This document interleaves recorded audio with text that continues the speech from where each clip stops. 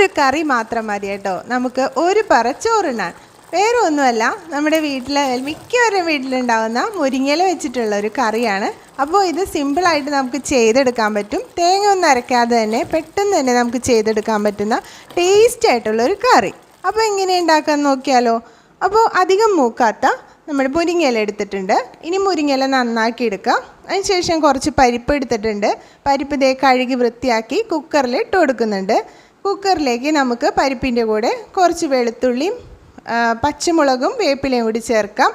അതുപോലെ നമ്മുടെ മുരിങ്ങയില കുറച്ച് മഞ്ഞൾപ്പൊടി ഉപ്പിട്ട വെള്ളത്തിലിട്ട് മാറ്റി വെക്കാം.